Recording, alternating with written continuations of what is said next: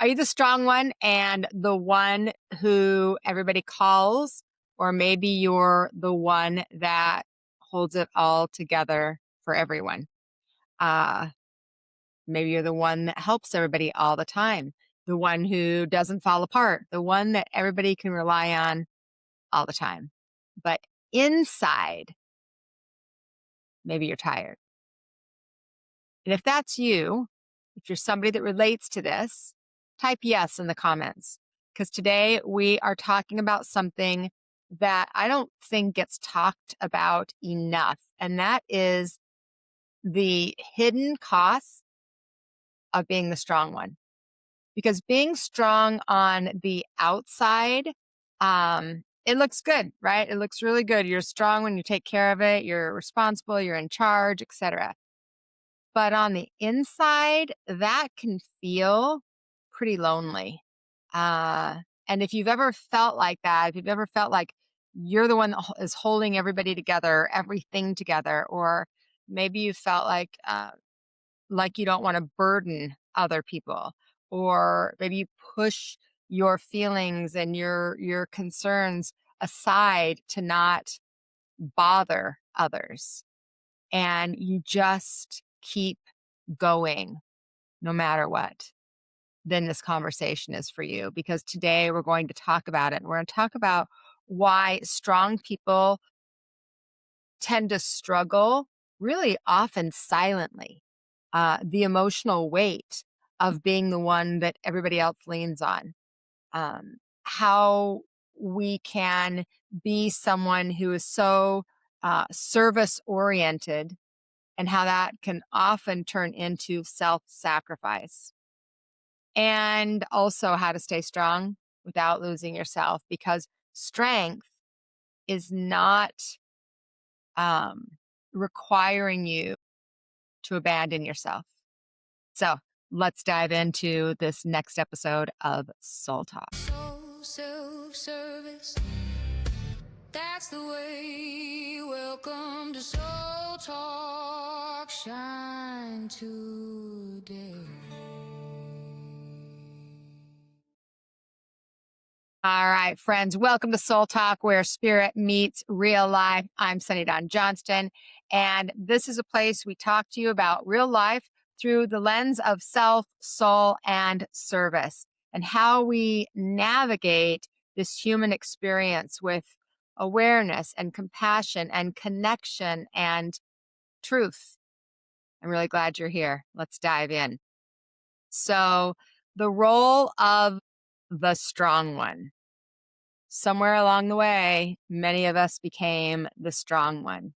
If you identify with that, if you're watching live or if you are joining us on the replay, let me know. Yes, I'm the strong one. Throw that in the chat so we can see how many of you strong ones we're talking to today, because I'm hoping to shift this perspective a bit for you so that you don't hold on to that title.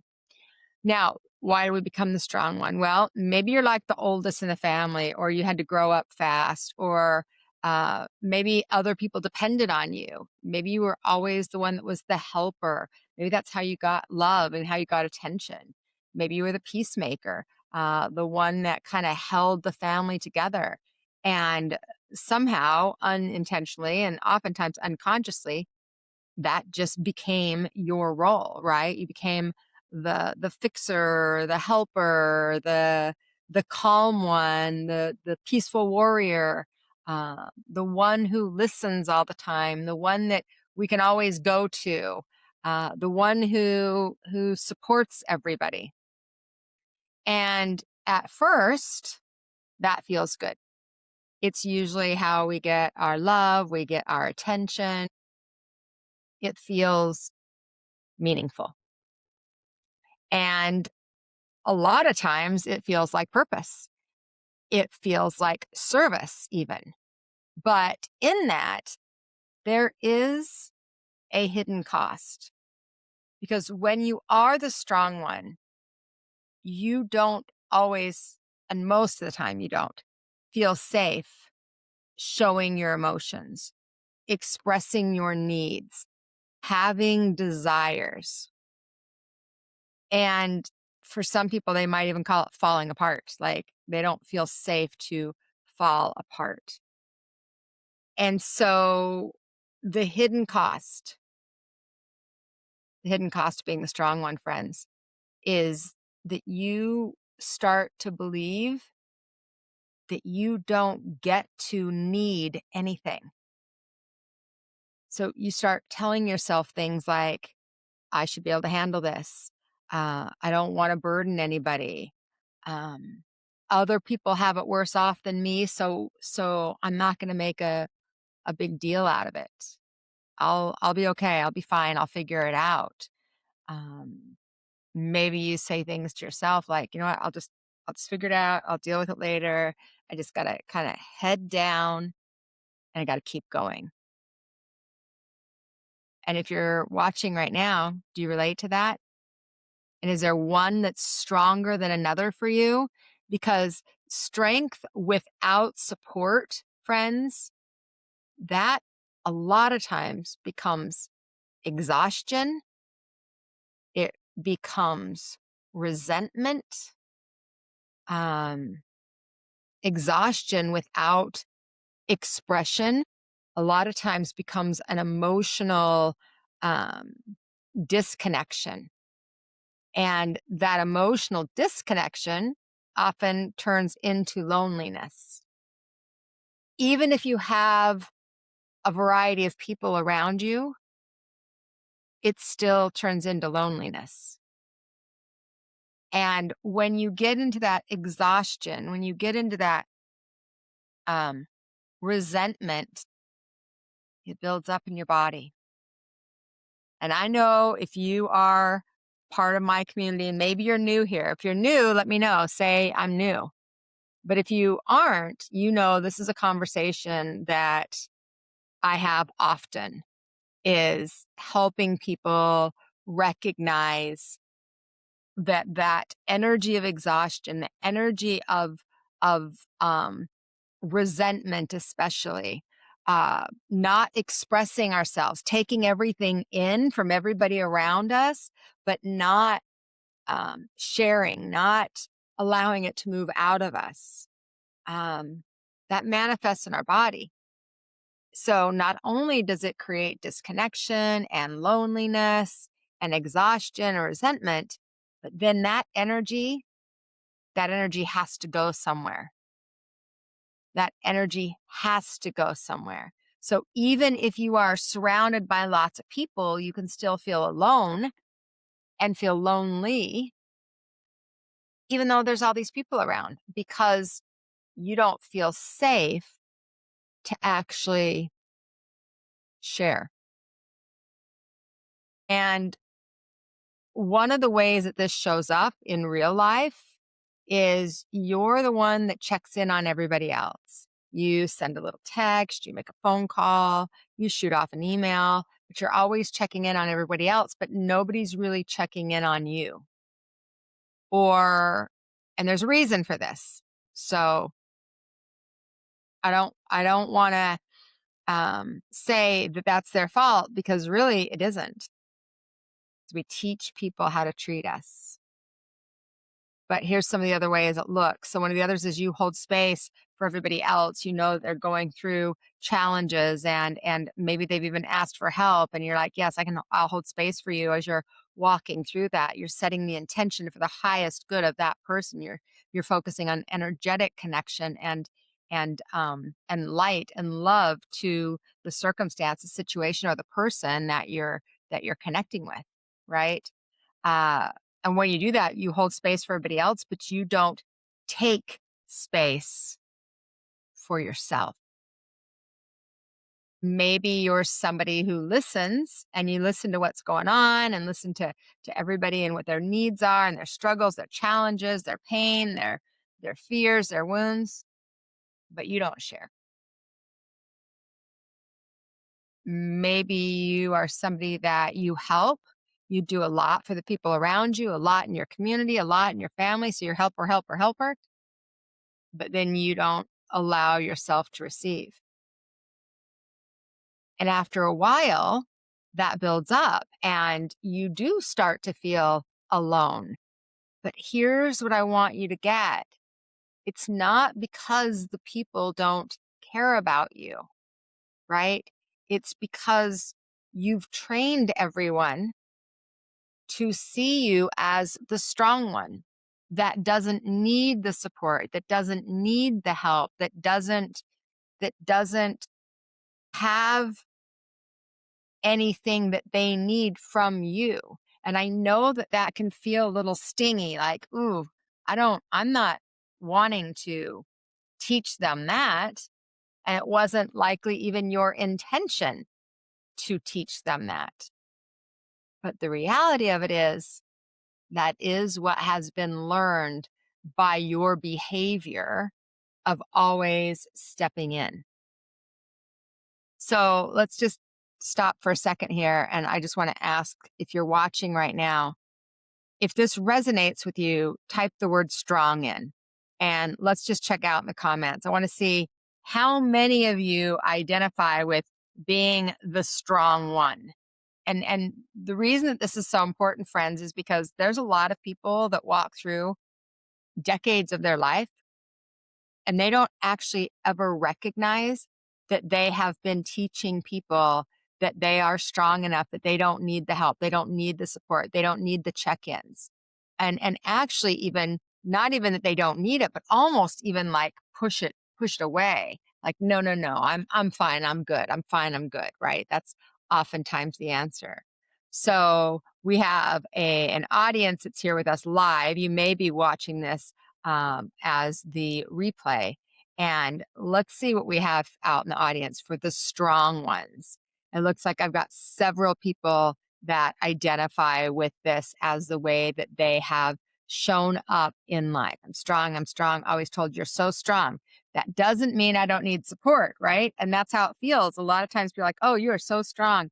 Yeah, I am. And I'm strong and I need help. But how often, if you are one of those that is identifying yourself as a strong one, how often do you let people know that you need help? How often do you give them the opportunity to step in and to share um and to hold space for you and to pray and to love on you? Like, here's the thing. So what a lot of times this looks like is it's being of service to humanity in a variety of ways, your friends, your family, your community, maybe in your work environment, etc., without any harmony. So you are, so let's break it down like spiritually, for example. So many people, um, strong people, are service oriented, right? So people that are really service oriented from a spiritual perspective, they want to help and they want to uplift and raise and support, and they want to make a difference, right? I know that has been a goal in my life. I think my entire life. Want to make a difference in the world. I want to be the change I wish to see in this world. But service without harmony begins to show up as self-sacrifice. And that self-sacrifice, that is not sustainable. And I think you know that. So if you're someone that recognizes that, you've gone through it, you're like, yeah, I know, I've been there, right? Helping others should not cost you your own well-being, okay? Service is an energy that's meant to flow. It's meant to flow to you, through you, to the next person, through them, to the next person, through them. There's an energy of flow in service. It is not meant to drain you. This is the difference, right? And it's important to be able to acknowledge, understand, own the fact that you are someone who stood in that space of being strong. And that's great. We want strength, but not at the cost of your own well-being. And I thought I would share a story that from my life, and a more recent one that I got a very good example of this in my life, uh, because I have been the strong one almost my entire life. And for a long time, even when I was younger, I was having so many challenges and so many crises. I was putting myself in circumstances and situations that were so unhealthy. I never even realized it. I never even, because I didn't feel strong. I put myself in situations and I created situations to force me into having to be strong. And so I didn't even realize. I just thought that that's who I was, and who I was supposed to be. And actually, in a lot of ways, it served me, right? I was the one that held it together. I was the one that could figure things out. I was the one that organized things. I was the one that got shit done. You need shit done, you call Sunny, right? And I was the one that always kept moving things forward no matter what. Um, and then life happened. And I wonder how many of you relate to this. So life happened. And for me, when life happened, I was in a position at that time where I was forced, literally, my body would not allow me to continue the way I had been. And I was forced to not be the strong one any longer. And I literally was not capable, and I had to just release um, control. I had to release taking care of everybody because at that time I was, of course, doing what I do. I'm running a business. I'm maintaining a family. I'm maintaining households, more than one. I'm taking care of a variety of different people and things in my life and showing up for everybody and helping, which is, I love that. And I love that about me. And I wouldn't ever want to change it. But somewhere along the way, it got out of harmony. And that started settling in my body. What what got my attention, really got my attention, was frozen shoulder. And so 4 years ago, right about this time, maybe a month later, I started to just have a little bit of a stiff shoulder. And that, the first couple weeks, it was just like tight. I couldn't quite, straighten my arm all the way out, things like that. And then it got a little bit worse, and it got a little bit worse, and it got a little bit worse. And within a month, I was like, oh my gosh, I can't even lift my arm up like this. And so I didn't really know what to do. I did the emotional work that I felt like, I hadn't really been taking care of because I was in my busy mode. Um, but within 2 months, my shoulder went from, a little bit of tight pain once in a while to literally being locked right there next to my side. Like my hand would be like this, literally. And I had, like, we called this like my little dinosaur hand. And my arm, I couldn't lift my arm at all out. It was extremely painful. And what I recognized is I couldn't be the strong one anymore. And I was forced, because that's what needed to happen for me. And the reason I'm sharing this story, friends, part of it is so that you don't wait until you're forced. Okay. So you listen beforehand, but I didn't. And so I was forced to have people help me, mostly my husband. Like, I'm talking literally, like, for 3 months, my husband had to do my hair, and it was not a pretty sight, right? I was in extreme pain. I cried every morning for hours, just trying to get myself together enough to try to get through the day and to do the work that I needed to do. I was going to 3 or 4 or 5 different kinds of appointments, whether it was a chiropractic appointment, an energy appointment, a IV appointment, nutrition appointment, uh, a pain psychologist appointment. Like I threw breath work, I threw everything at it. I'm like, okay, I've got to do all the things, all the things, all the things, because I was in so much pain. And it didn't really relieve it until I kind of got the message that I was doing too much for too many people and not enough for me. And that's what has sent me on the journey. If any of you have been, kind of watching, if you've been on my social, you know that I'm 2 years ago, two and a little over 2 years ago, I went from 3 years of, was it 32 or 33? Now I can't remember. Somewhere in there of being a vegetarian, and I started eating meat. I got into fitness. I started working with a trainer. I literally had to change one very important aspect of my life. And it wasn't just the working out or the eating in a different way. It was the putting myself, my body, my emotions, my energy, my needs at the top of the list. Now, I had been doing lots of personal work, and I have done lots of personal work over the years.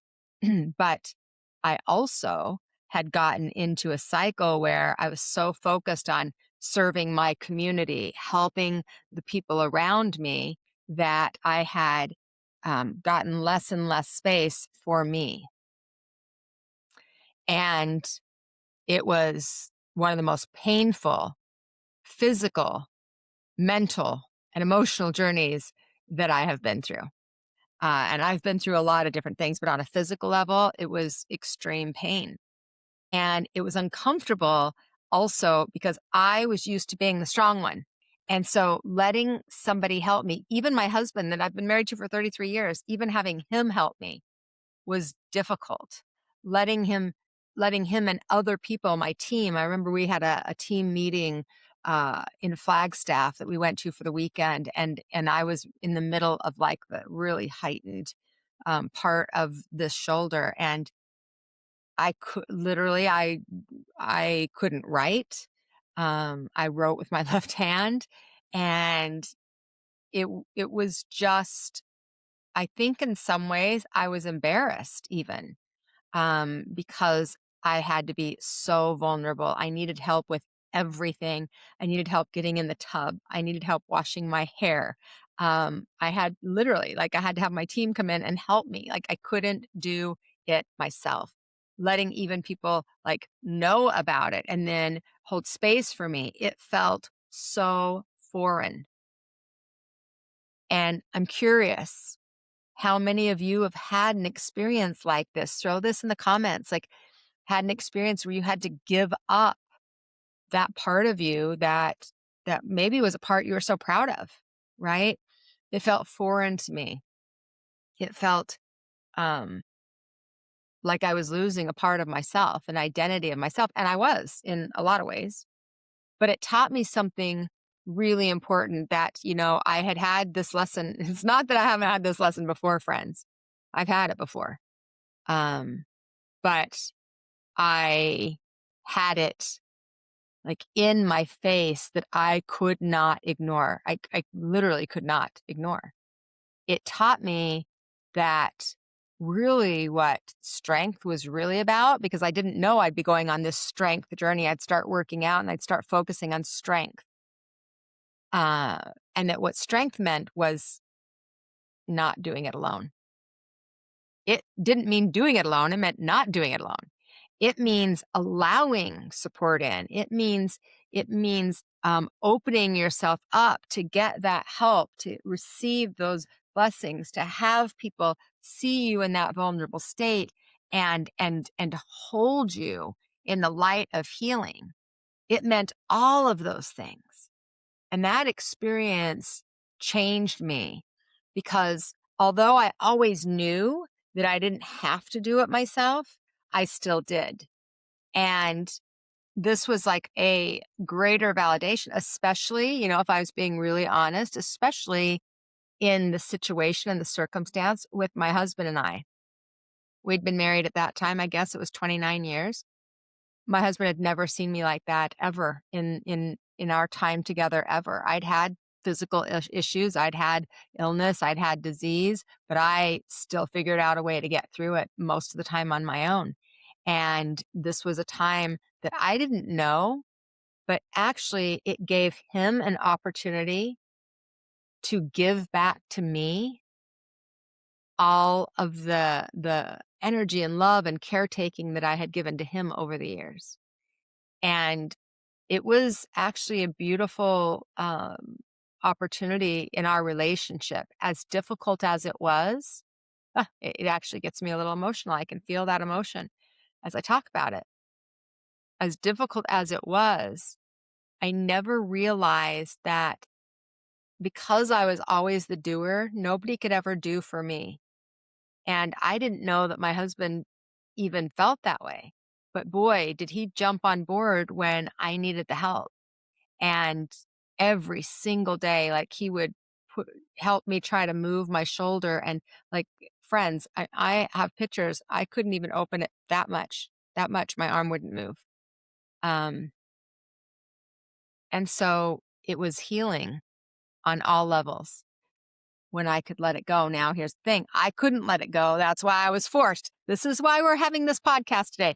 I don't want you to wait until something has to happen for you to stop. Please don't do that to yourself. And so maybe you recognize this right now. Maybe you've had a moment like this where life slowed you down, right? Where something put you in a position that said, okay, stop. Sometimes that's a loss of someone. Sometimes it is a serious diagnosis or disease. Sometimes it's a relationship shift or a change in job. And it's like, okay. And in that moment, when that happens, you realize how much you've been carrying for so long.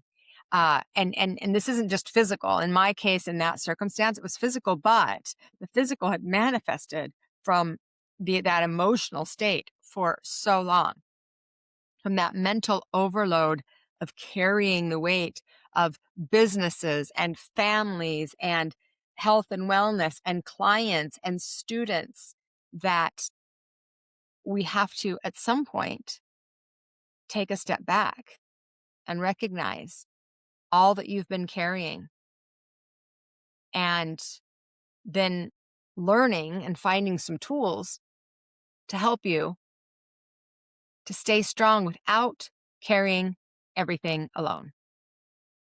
All right. So, first, we're going to take a quick commercial break. Commercial break. So, this is something that really leads into what's happening in a few hours, in about 3.5, 4 hours. If you are watching live, this is a opportunity for my free live webinar that I am doing, and it is called Meet Your Spirit Team. It's specifically about not doing it alone, right? So one of the things that strong people often forget is that they're not alone. Not only do we have the physical support and asking for help here, but also tapping in to the support you have from the spirit realm, which is your spirit guides and your loved ones and your angels, your whole spirit team. And so during this webinar tonight, I'm going to guide you through the powerful experience to begin to connect with that support in a greater way. So if you felt like you're the strong one, or that you're carrying everything, you're tired of doing it alone, then this webinar could really support you. I will put the link in the description, and I'm also going to just highlight it here for you real quick so you can grab it if you would like. Sorry, that's not it. It's this one. Schooloflight.biz/webinar. And it is a free webinar. Again, starts in a few hours, and I would love to have you join us there. All right. So let me give you a few ideas, some tips on how to stay in that place of strength, because we don't want you to throw it away, but without losing yourself in it, because it's possible. You actually can do it, and you can start right away. So, number one, let someone support you, even if it's uncomfortable. Let someone listen to you, even if you're the one used to listening. Let somebody hold space for you, knowing that you don't have to carry everything alone. And what I mean by that is if you're going to let them do it, that means you're going to have to invite them in because it's likely if you are like me and a lot of people that I know that are strong people, um, you've already trained everybody to think that you've got it all taken care of. So you're going to actually have to invite them in. You're actually going to have to say, "Hey, I could use some help. I could use some support. I could use an ear. Could you give me 5 minutes?" And as uncomfortable as it is, remember that that is exactly what is necessary for change. The second thing is when people ask you, "Oh, how are you?" and you say, "I'm fine," don't say that. Don't lie because that is not a truth, right? If you are not fine, then say, "I'm overwhelmed right now," or "You know what? I've got a lot on my plate. I'm trying to figure things out," or "I'm working through some things and, and I don't really feel settled." And what that does is it opens a door for people to say, "Oh, well, you know what? Do you want to talk about it?" Or, "Oh, well, is there any way that I can help?" And it gives people an opportunity to show up for you like you have shown up for them all of these years. But you've got to say the words. You can't just expect someone to step in. You have to say the words. The other thing you can do, this is a big one, guys. I did a retreat on this in Sedona last year. Where are you overgiving? Where in your life are you overgiving? And right now, throw that in the chat. Like, do you recognize that you have a tendency to be an overgiver? Maybe it's you're overgiving in your time. Maybe you're overgiving in your energy. Maybe you're overgiving in your attention to a specific situation or circumstance or problem or person. Maybe you're overgiving your emotional space. Maybe you're overgiving your energy. So take a moment. Where are you overgiving? Time, energy, attention, space, thoughts, feelings. And the reason this is a really good question to ask yourself is because awareness is the first step. You have to have awareness in order to change any behavior. And so if you're wanting to actually change, then we need to have the awareness around it. And just asking that question of yourself and answering it will start that process. The other one is creating space for yourself. So a lot of times strong people, they give their space away. They create their space for themselves and then they let somebody come in and use it. Right? So instead, take a walk. As many of you know, I walk almost every single day outside until it gets 110 in Arizona. But I walk to have that space, right? Be in silence, sit in quiet, meditate, uh, journal, do some breath work, step away, just refill your space. Because when you create space for you and you actually use it for you, you'll refill your energy and refuel yourself. This one I love. It's hard. And I've had a lot of clients over the years that I've had them do this as homework, and that is to practice receiving. So when you are somebody who tends to give, you're probably not a great receiver. I could do a whole podcast on this alone. And so if you're interested in that, let me know because that might be something that would be worth doing. But let's just do the simplified version. Practice receiving. So you're practicing receiving compliments, receiving help, receiving kindness, receiving love, receiving feedback. So you're opening yourself up to that. And that starts to bring in harmony with your giving so that we find some sort of balance somewhere in the middle. And the thing I started doing 28 years ago was I just would open my arms and I'd lay in bed. And what you're seeing is that's opening up my heart center. And I'd open up my arms and I would say some form, I still do this today, some form of affirmation around being open to receive. And so I'd say, I am open to receive all this for my highest and greatest good. And I would say it over and over and over again until I felt it. And then there'd be this energy that would just, and I would feel it. And then I would start my day, right? Be part of the process of starting my day. So get yourself open to receiving. The other one that you could do is stop trying to fix everything. You don't have to solve everybody's problems. You could just listen. Sometimes just being present is enough. You're not responsible for every person in your life's healing. And sometimes what you need to do is just be the witness and not take it on and think about it and think about it at night and think about it in the morning and have it be an obsessive thought for you because you're losing energy to it. You're not responsible. Who you are responsible for now is this. And then the last thing I would guess I would just say is remember that strength is about being honest and it's about being vulnerable and it's about being human. It doesn't mean silence. It doesn't mean perfection. It doesn't mean that there are no challenges.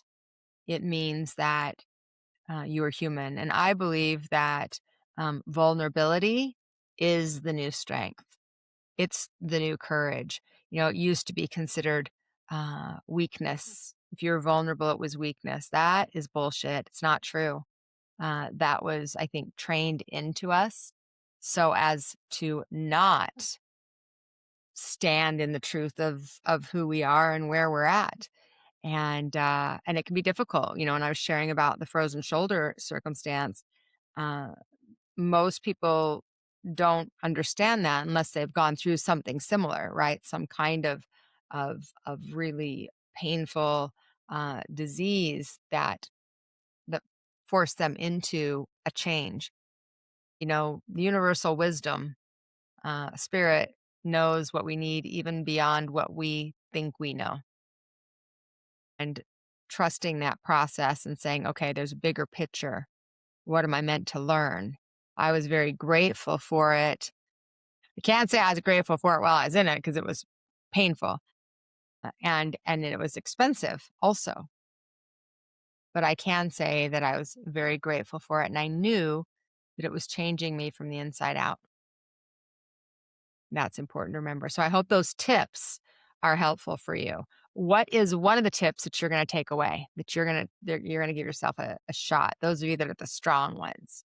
All right, friends. So now I'm going to open it up for our heart to heart.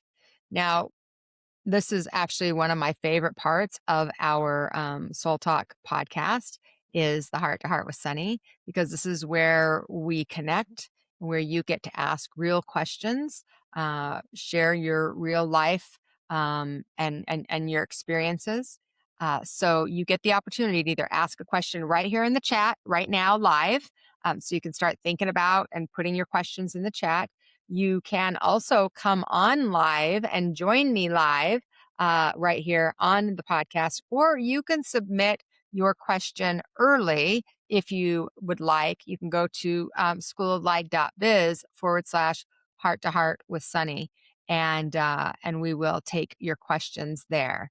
So for those of you that are live, this is your opportunity to ask questions. It can be about this topic or it can be about any other topic. So it doesn't need to be specific to this particular topic, but just one that's on your heart and that you've been feeling into, or maybe an area that you've been feeling stuck or frustrated with. That's what Heart to Heart with Sunny is about. Heart to heart with Sunny, where your voice is heard. SOLTalk conversations, life in every word. Bring your questions, bring your truth. We're here to explore. Heart to heart with Sunny, open up the door.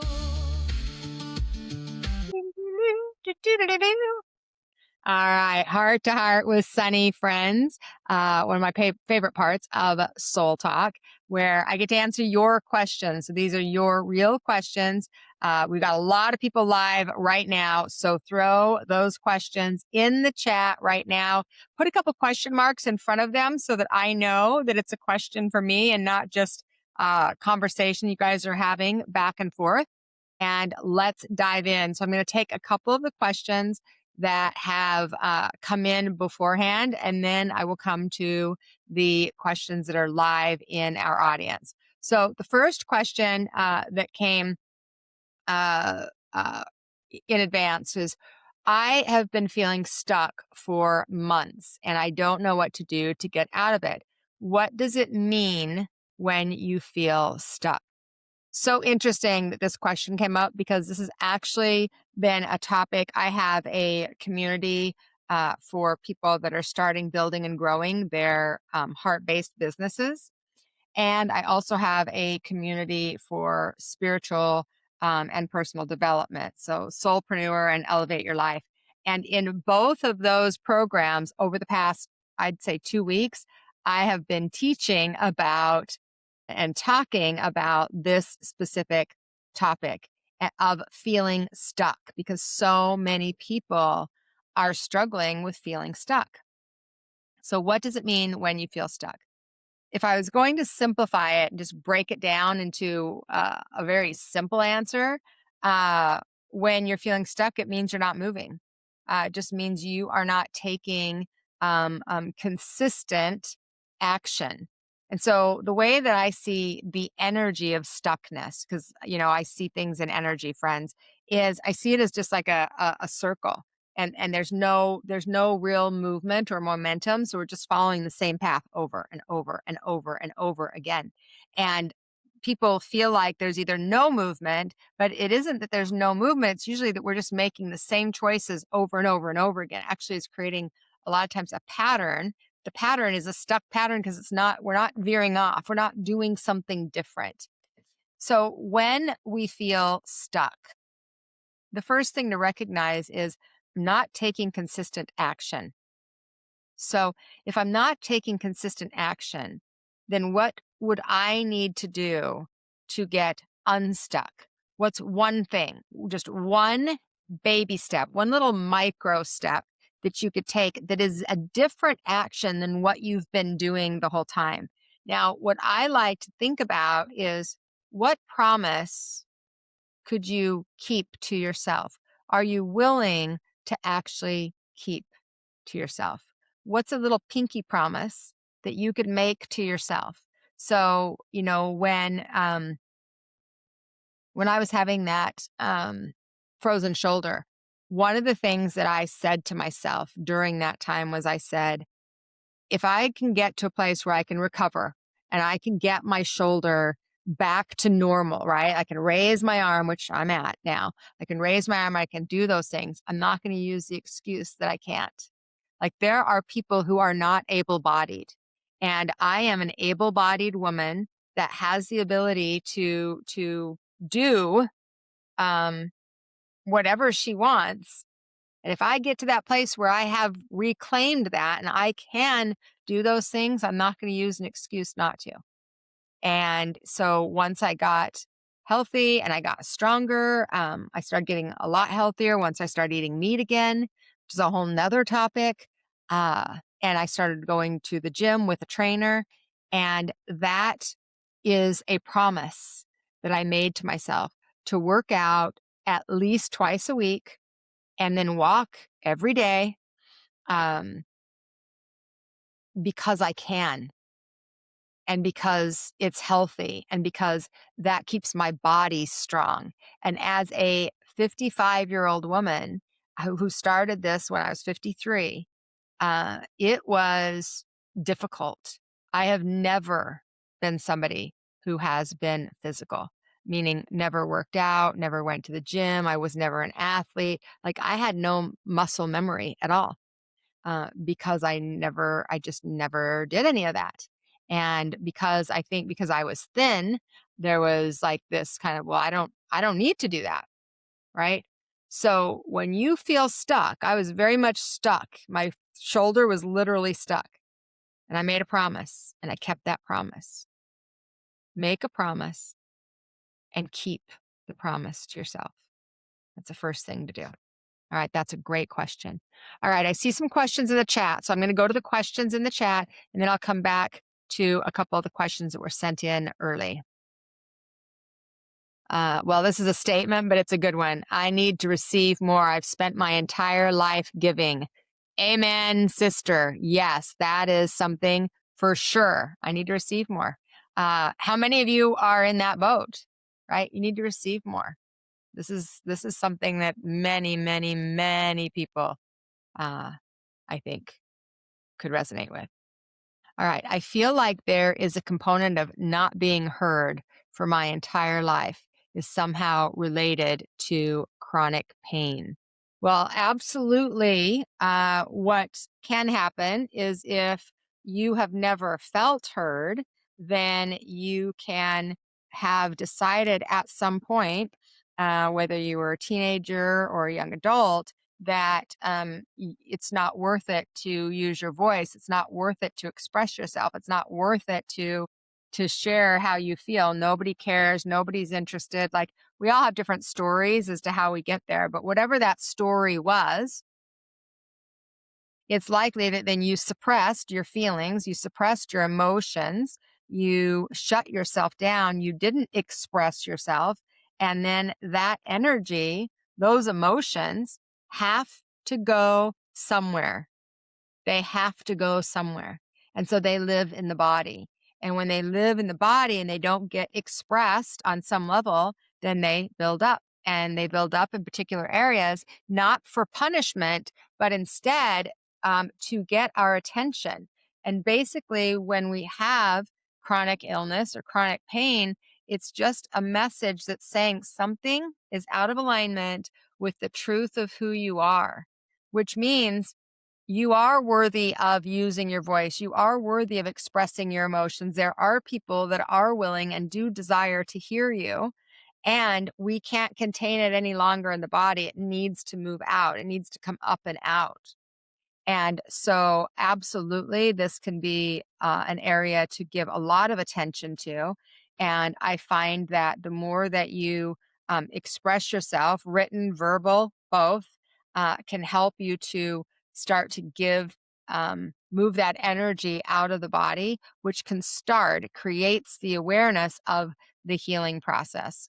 I went to a pain therapist that helped identify some of the emotional pain that was locked in my shoulder area. Now, certainly on a physical level, the frozen shoulder oftentimes for women is around hormonal changes. So that's the physical aspect. But the emotional aspect is a lot of times grief and loss. And so that was important. And also carrying the weight of the world on your shoulders. So those were important things for me to process and look at. All right, off subject. I'm still getting used to the School of Light events. How do we log on to the Spirit Team event? Do you send us a link if we have registered online? So yes, if you've registered for the webinar, then you signed up and you've actually, if you just registered, then you haven't gotten it yet, but you will have gotten an email yesterday. You will have gotten an email today that has the link to the webinar. If you didn't get it, please check your spam, check your junk, check your promotions, because those emails have gone out. They are going out and they should be in your email. Absolutely. If you registered earlier than this week, then you would have gotten one a week ago. You would have gotten one yesterday and gotten one today. Okay, thank you for asking that question. Let's see the next question. Okay, suppression for sure. Yeah, when we suppress our energy and our emotions, friends, it manifests physically. It absolutely does. I'm walking through frozen shoulders now and burnout syndrome stage 4. This is that's really important that you recognize that. And frozen shoulders are inviting us. I mean, the physical body is inviting us into change, right? Into doing something different. So if we stay in that stuck energy and we continue to do that thing over and over and over again, then we're going to continue to get the same results. And all of you know the saying probably that that's the definition of insanity is doing the same thing over and over and over again and expecting different results. So we've got to shift the focus, right? All right, let's see. What other questions do you all have if you are live? And let me go to another one that um, uh, somebody asked. I have a question about purpose. I've never really felt like I've known what my true purpose is. How do we discover our purpose? Goodness, this is a good topic for a podcast as well. Um, the short version. Purpose is something that um, I think a lot of us think that purpose is like something we're reaching for. Like, okay, now that I am got my degree, now I can serve my purpose. Now that I am a mother, I am serving my purpose. Now that I got to the end of this, chain of things I needed to do, now it can be for purpose. And I really have a different perspective on purpose and something that might bring a lot of value to some of you. And that is that purpose is really, if we broke it down, it's about being in present moment. That's what purpose is. Purpose isn't one thing that you do. It isn't a title. It isn't a name. It isn't a place that you get to at some point. Purpose is presence. It is present moment.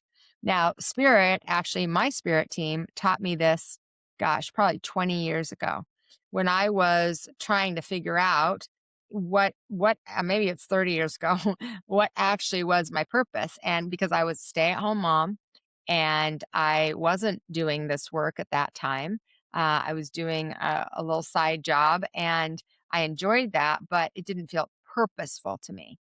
And I asked, I was talking to spirit, which I always do. And I'm like, I don't really know what my purpose is because I don't feel like just having children was my purpose.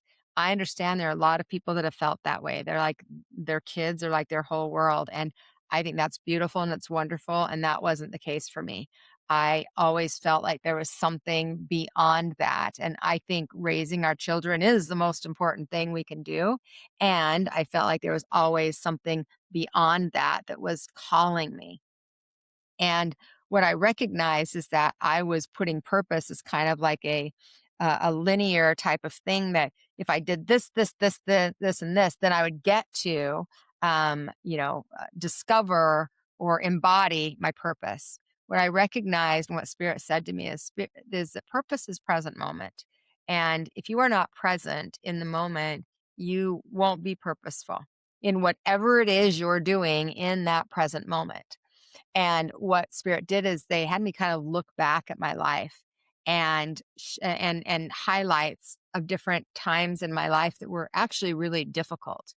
And so when I got pregnant as a teenager, when I lost three babies in between my two sons.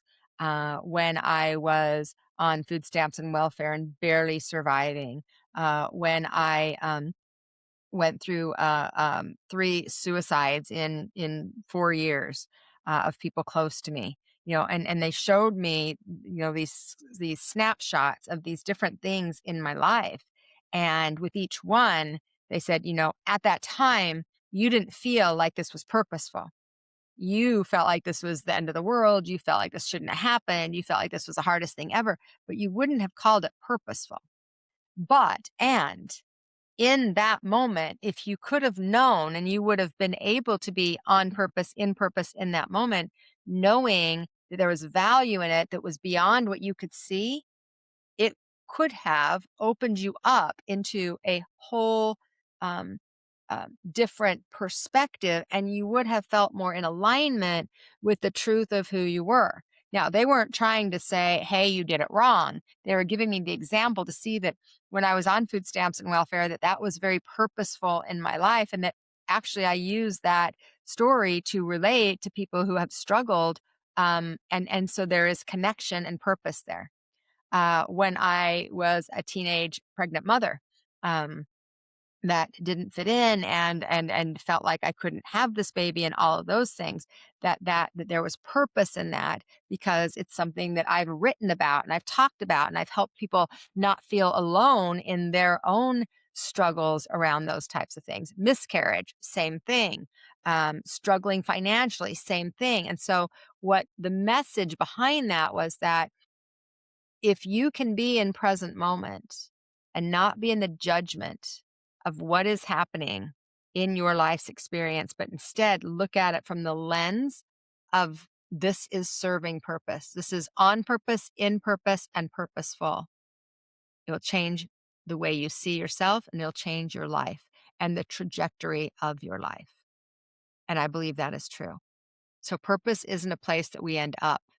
It's a present awareness in each and every moment that every bit of life is purposeful. The little things, the big things, and everything in between. I hope that helps. All right, let's see if I have any other questions here. I don't see any other questions. Okay, so let's wrap up. I think we've had a great conversation.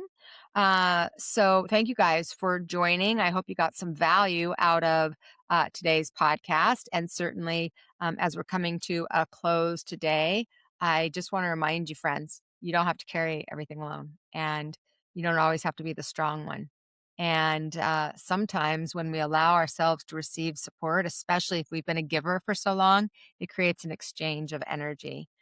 You're allowed to rest, you're allowed to be human. And a lot of times the strongest thing that you can do is let somebody hold you, right? Let somebody hold you. If this episode resonated with you, if you got a lot of value out of it, make sure you subscribe, you follow the podcast here on YouTube. If you're listening on YouTube or you're listening on Spotify, Apple Podcasts, Amazon Podcasts, iHeartRadio, all the different places you can find the podcast. YouTube is where you can see the video as well, and certainly where you can share. I also want to thank those of you that have used that super chat and given us donations, because that certainly helps us keep the podcast going and covering all of our expenses. So I greatly appreciate that. It's been super fun to get some of those super chat donations. So thank you for that. And also share in the comments if you got some value out of it, if there's a question you have. And if you know somebody who is one of the strong ones, and please share this episode with them. And also, please remember, when we allow our divinity to guide our humanity, love becomes the thing we live. And right now, friends, we need it. I hope to see you on the webinar tonight. I love you all. I will see you next time. Same time, same place. Have a beautiful rest of your day. So self-service, that's the way. Welcome to Soul Talk, shine today.